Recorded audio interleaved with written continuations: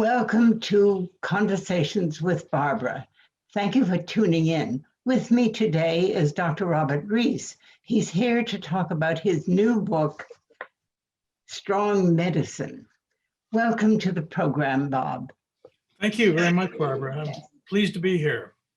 Yes, well, readers of your books will be very pleased to know that the story doesn't end with double blind, double cross, that our hero, Dr. Tom Barrett, has a life ahead. So we are to explain to readers that that they don't necessarily need to read to have your former book, Double Blind, Double Cross, because you kind of seamlessly pick up his story and continue it.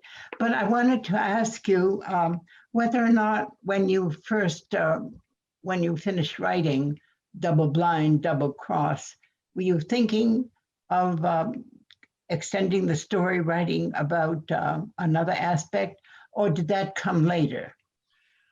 That came later, mainly because a number of people who read Double Blind, Double Cross asked me, well, what happens to Tom? We want to know what happens to Tom after that. The end of the story is leaves the reader wondering now what's going to happen next. And so the more people told me that, the more I thought, well, this is a good thing to do.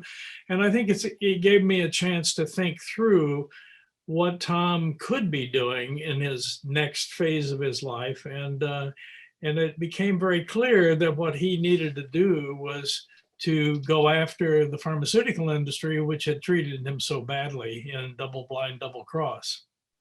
Yes, and and in doing that, you have written a book that is so timely. I cannot tell you. I will hear something, a bit of news today, and then a scene from your book will flash in my mind about, I don't want to give too much away to readers, but it's very timely, and certainly everyone is concerned about what's going on in the pharmaceutical industry. But before we talk about that, let's talk about your character. He suffers from PTSD, and I wondered if some of your research in that affliction is evident in some of the things that we see Tom undergoing. Yes, one of the things I tried to do in Double Blind, Double Cross was educate the readers to what post-traumatic stress disorder was all about, how it was diagnosed, and what the symptoms were, and how it manifested itself in the people who are unfortunate enough to have it. I had seen a lot of post-traumatic stress disorder in the work that I did with child abuse, not only in the children who survived it, but also in the families who were non-perpetrators of the child abuse. And I was trying to think, how can I incorporate that post-traumatic stress disorder experience into a novel that would educate people to that problem. And that's why I had Tom have PTSD as a result of his experiences in the war in the Middle East, which he was drawn into. And then he returned. And just to catch readers up a little bit on this, he entered a double-blind clinical trial of a new medication for PTSD, which was going well, but something happened, and he was asked by the clinical director of the program to try to find out what was going wrong. And it was at that point that he got into difficulty and experienced some very serious assaults and lost the ability of his left arm to perform surgery anymore. And that was the outcome of Double Blind, Double Cross. And then in the beginning of Strong Medicine, I'm bringing Tom back in his role as the head of a nonprofit organization, which is dedicated to the proposition that the pharmaceutical industry needed a light shown upon it to expose some of the practices of some of the members of the pharmaceutical industry. Yeah, yes, and I think you've succeeded so well in giving us an adventure story, Tom and his romantic concerns, his dealing with PTSD, and also the difficulties of putting together a team of people. But at the same time, what an insight into the pharmaceutical industry. Most of us think of the development of drugs, we think of scientists in laboratories. But what we know now is that there's stuff going on in boardrooms. And I think you nicely opened that up. I think I have a sense that maybe that you are feeling that the times perhaps are not as we have a good deal more greed in society today than maybe in former times, or perhaps this has been going on all along.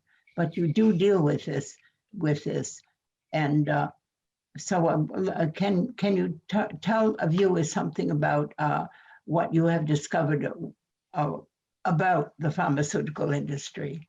Well, over the course of my career, I graduated from medical school and I was showered with gifts from the pharmaceutical industry. I was given a very, very fancy doctor's bag back in the 60s. That was the thing that doctors were identified by. A fancy doctor's bag and a stethoscope and an otoscope and a few other tools of the trade. And I was one student of 90 that graduated from my medical school. And you look at that across the broad spectrum of doctors graduating every year across the country, and it amounts to a great deal of what I consider now to be bribery to prescribe drugs by the pharmaceutical industries that gave these gifts to the graduating and rather naive medical students as they began their careers as physicians.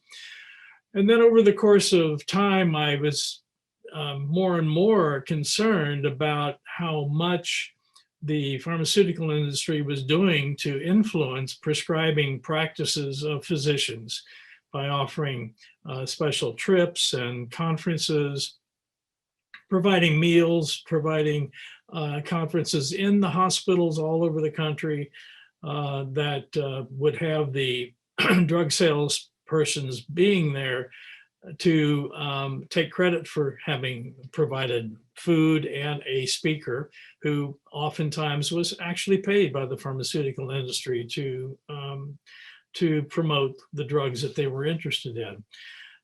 Then the other problem was, as I was in practice, I would get pharmaceutical detail men, as we were calling them, to come to the office and tried to sell me the drugs that they were interested in my prescribing. And they would provide me with information that was, I think, in retrospect, rather biased. And they were very interested in my prescribing their drug, not a generic, but a brand name drug for which the pharmaceutical company was making a lot of money. The other thing that disturbed me was that all the medical journals and then later television got into the process of advertising their drugs very elaborately. And I would go to medical conferences and there would be enormous exhibition halls where the pharmaceutical industry would have multiple booths hawking their drugs and their products and so on. So it became a big business, and all of this taken together raises the drug's price for the ultimate consumer, the patient who needs the drugs for survival. And we're told so often that those high prices are because of the kind of research that is needed.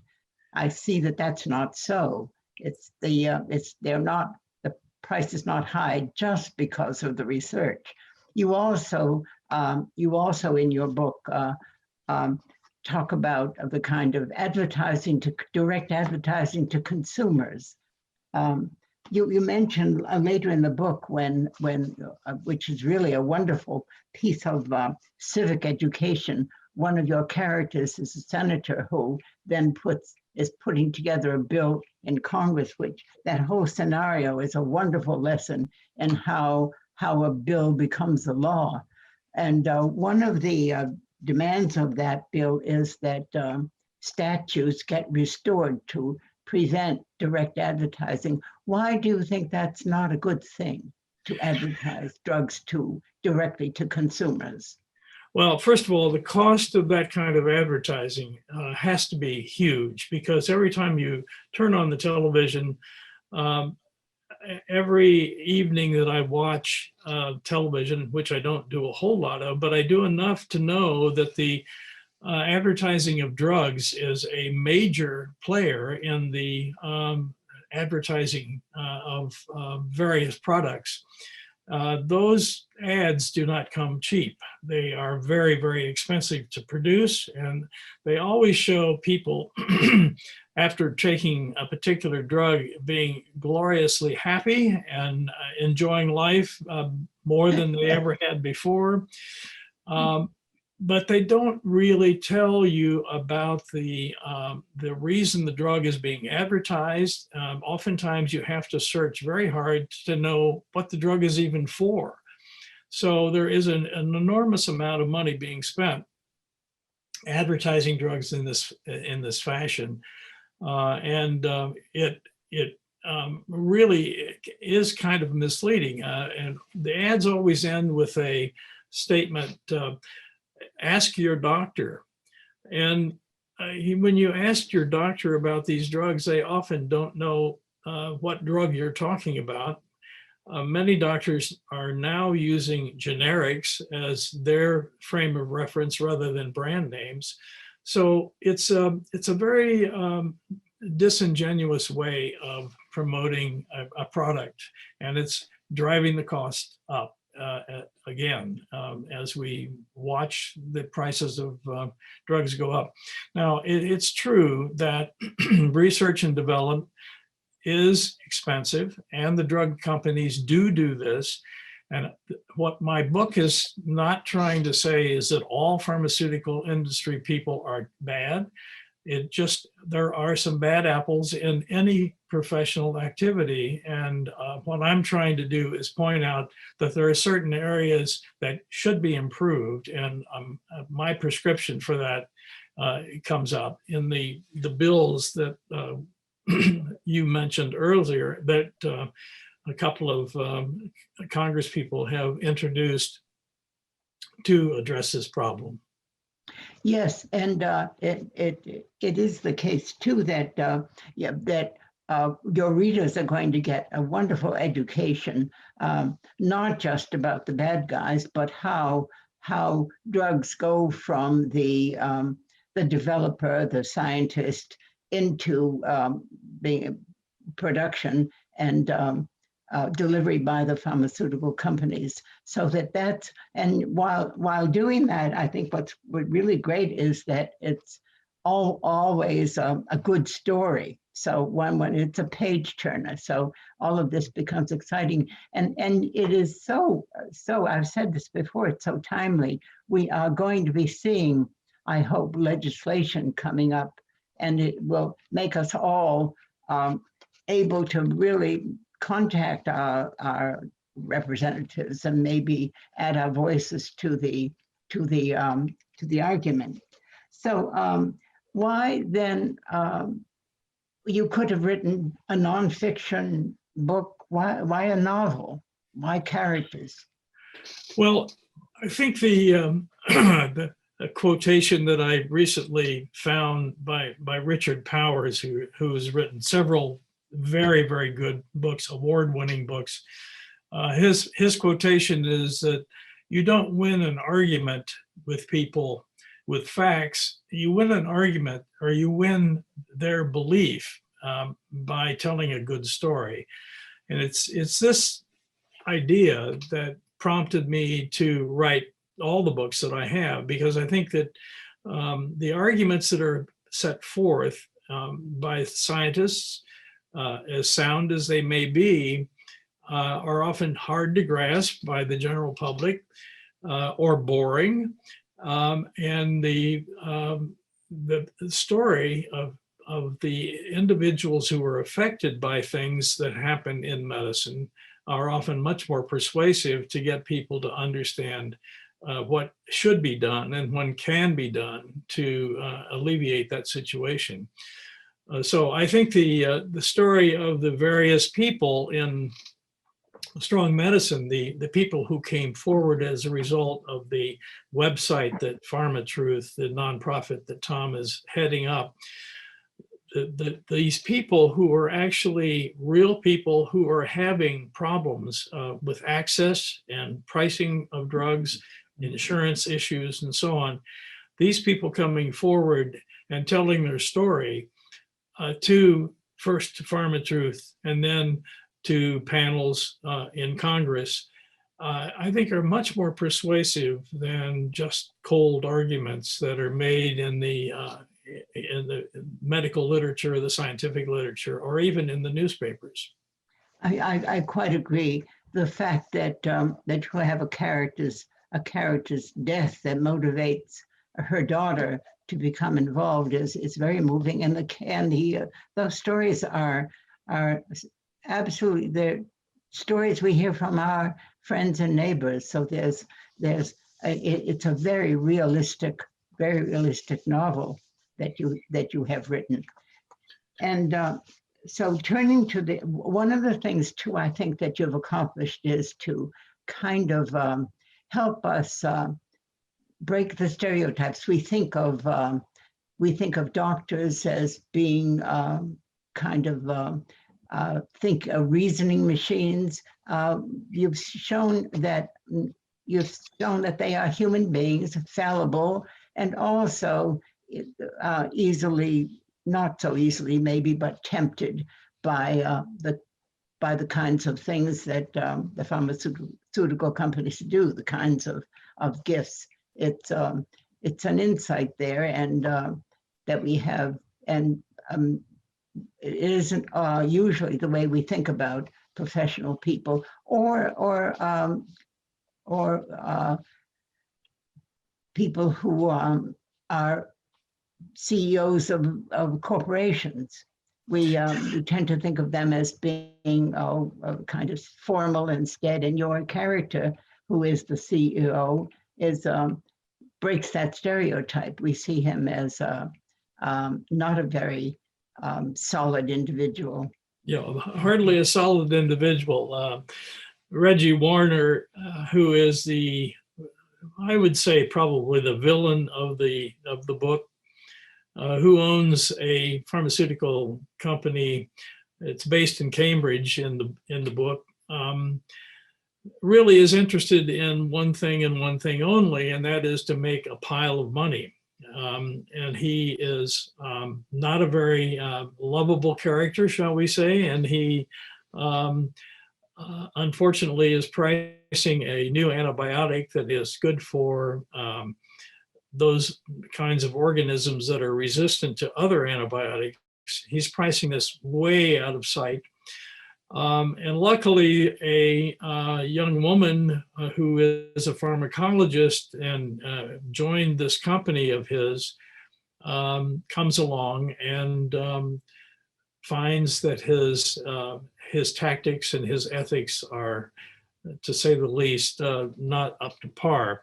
And her activity leads to a lot of things that we all hope will happen when these kinds of things are perpetrated on the population. So Reggie Warner is a villain, and I won't begin to tell you the end of his villainy, but that's what the book will reveal. Yes, yes. And again, we are hearing things in the news that really will remind your readers of scenes in this book that sometimes the greed really does motivate people to do some pretty evil things. And so it seems to me that your three books then really are social novels.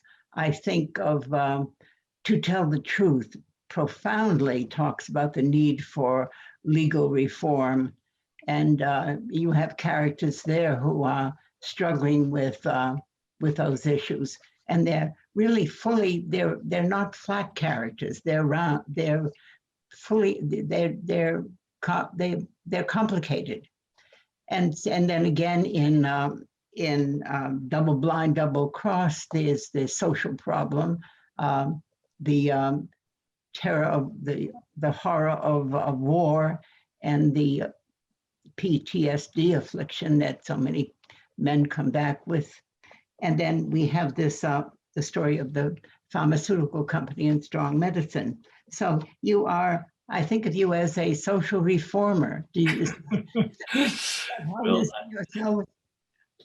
I wish I could claim that title. I do think that what I've been trying to do in the novels is speak about the injustices that pervade our society, whether they be medical injustice or legal injustice or business injustice. I would like to think that some of the things that I have written will have an illuminating effect on what is going on in the society and mobilize people to use their power as citizens and through their representatives and so on to make sure that we don't allow this kind of thing to get worse. And it has gotten pretty bad. And I'm hoping that with some changes that are going on now, that we will see some resolution of some of the problems that we are facing.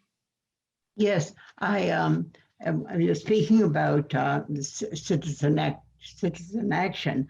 I am going to take that section you have written where with your the senator who is preparing a bill to become a law. Those I think you have a number of things that are required that I'm going to use when I write my representative, should there be a bill appearing to demand that these things appear in it. So you've done a lot of, you've prepared me for becoming active in that way. Good. That must have been taken a lot of research on your part.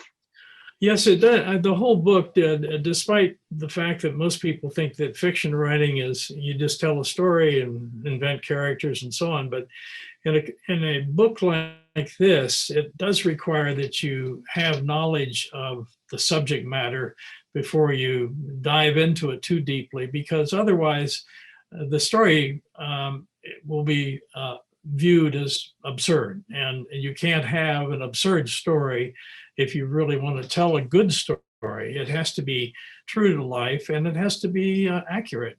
And so there was a good deal of research that I did. And I won't go into the details of that, but it was pretty extensive. It took me a couple of years to write this, mainly because I thought I was being pretty careful about everything that I said in the story.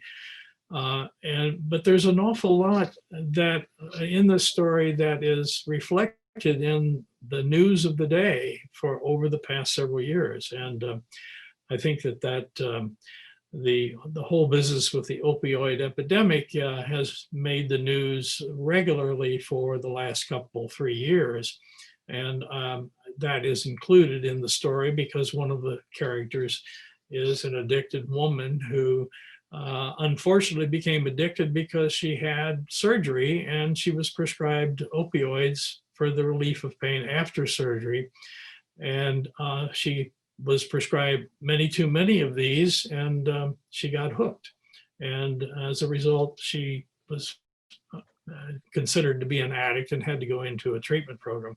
So that was one of the areas that I touched on that was part of the news of the day. Yes, yes. The very often, but also we get an insight into, I guess, what would call a white collar crime. So many executives who are not punished for what the corporation does. The corporation pays a fine, but the executives go scot-free. So there is, and you have a couple of characters too who aid and abet what other executives do. I think one character I remember says rather not despairingly, that's what capitalism is. So there's this aspect of people who go along with what's happening without thinking that they should really protest. Yeah, well, I'm a firm believer in capitalism. I think it's important, but there are limits to what people in the capitalistic system should be allowed to do. And that's why we have regulations for these things and laws for these things. And when those laws are broken or ignored, or they're skirted around, I think then the people who are victimized by this are the ones who really are the losers. And that's what I would like to see rectified. Yes, yes. And to get back to a character, Dr. Barrett has not been able to do surgery, which is his first love because of his paralyzed arm. And along with his PTSD, he has not gone back into medicine.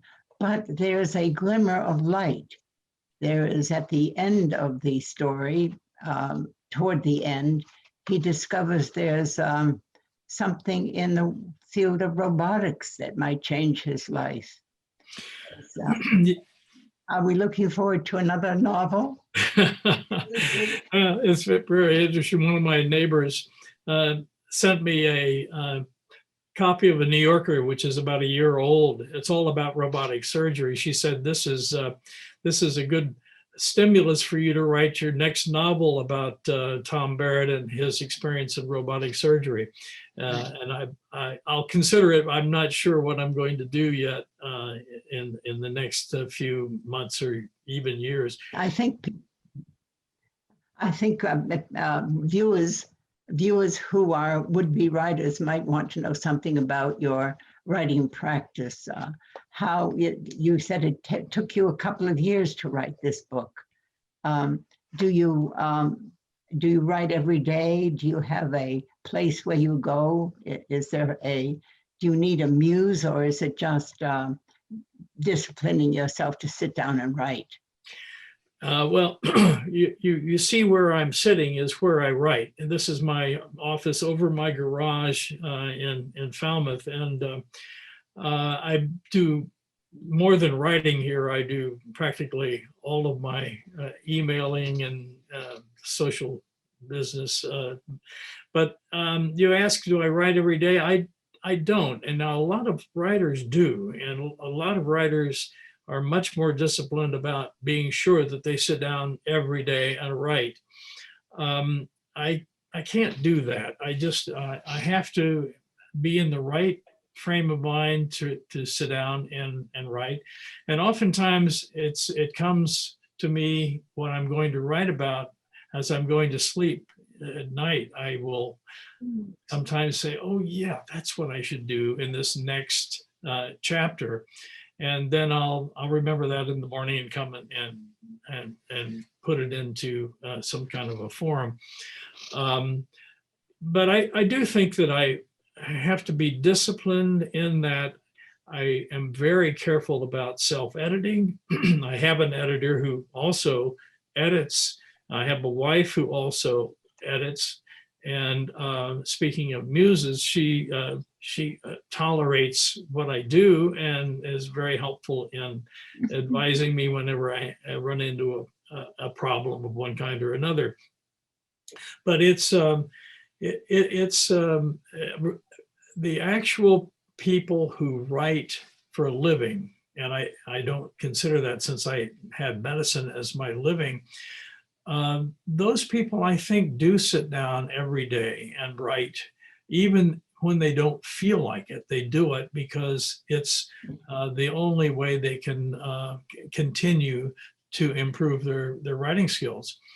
I do it when I do it almost every day, but it's not something at 9 o'clock in the morning, I don't sit down here and start writing. I sometimes do it at night, sometimes do it in the afternoon. So it's a very sporadic kind of thing. And it's sometimes I go back and reread what I've written in the past before I start in again. It's all a very individual kind of thing. I think everybody's a little different in this, and probably should be. And of course, writing is hard work, and I'm sure you're relieved that this is finished and done and out and published and in the hands of readers. And but you have been thinking perhaps of continuing to write? Yes, it's a matter. I was talking to a friend of mine today on Zoom. He's another writer who lives in California, and he and I were talking about this, and he is considering another book. He's written a couple. And we both said that we really have to get the anatomy of the book in our minds, and and have a sense of the beginning, the middle, and the end, and how the arc of the story is going to flow, and where the spine of the book is going to be. Where is the spine of the story going to be? All of these things are important in our consideration. And when I think about my next book, if there is going to be a next book, I think about, well, maybe I should do something different than a mission. Maybe I should just write a story of a family, or a story of a particular man or woman who happens to appeal to me in terms of what they've accomplished in life and so on. So there's all kinds of possibilities. The problem is always the sense that, well, I think that's already been written, or this thing has already been taken care of by many, many authors before you. So I'm not sure how you get past that barrier, but it's a matter of getting something that's unique enough that's going to appeal, and also have good characters, good storyline, and is credible.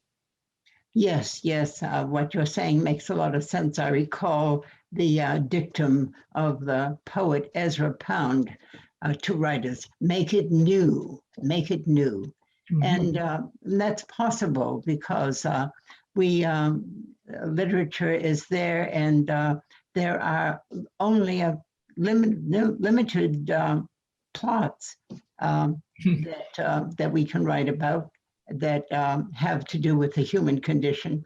So if you do decide to go ahead, and I'm sure that you will make it new, as you have done with these three others. Thank you so much for being with us and talking about your book.